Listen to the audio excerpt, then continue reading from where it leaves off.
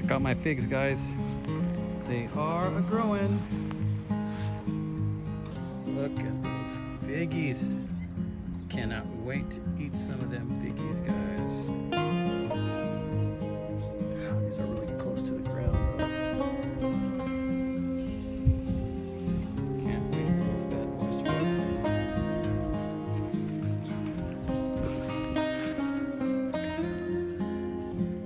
Look at those beauties. Hi friends, Knife Detector here.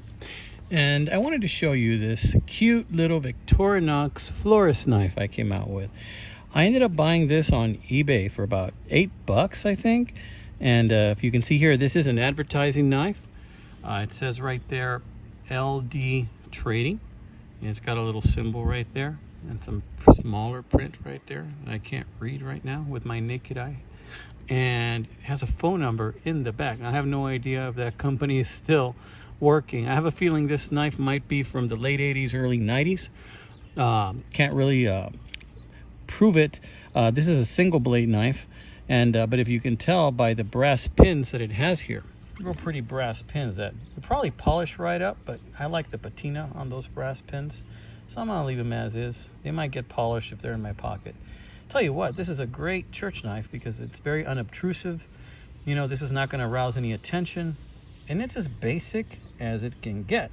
I mean, this knife is a florist knife, you know, so you may use it to do some florist things. Like, for example, there's a plant growing here wild.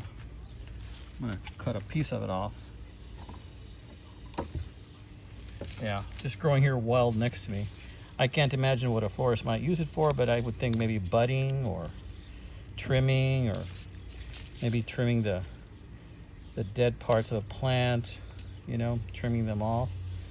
Maybe even some splicing to try and get two of them to merge, and then tying them together, and maybe a repair of some kind.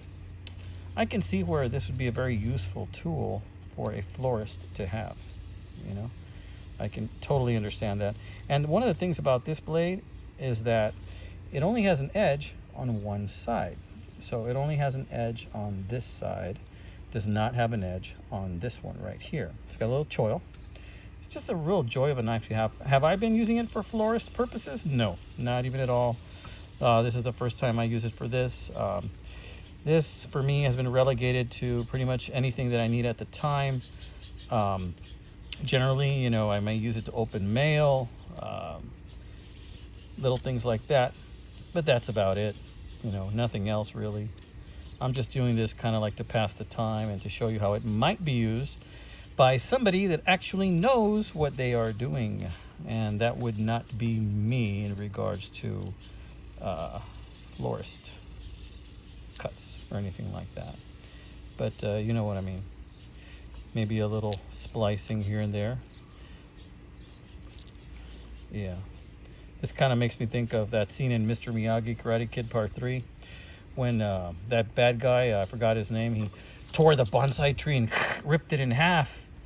And Mr. Miyagi kind of spliced it back together and tied it up, you know, and it came back because it had a strong root, my friends. It had a strong root. Well, in any case, you get the idea. I wanted to show you this guy right here. It's a good looking knife. I love those brass pins. Somebody has used this quite a bit because the emblem that had been kind of painted on there, stamped on there, is pretty much worn out. But if you ever get a chance to pick one of these bad boys up, it's a nice little knife to have in your pocket. And you know I'm a fan of that sheep's foot type blade right there. Really like that sheep's foot blade. Like it a lot. It's interesting that it's only sharpened on one side. Yeah. All right, my friends, this has been another quickie episode of the Knife Detector.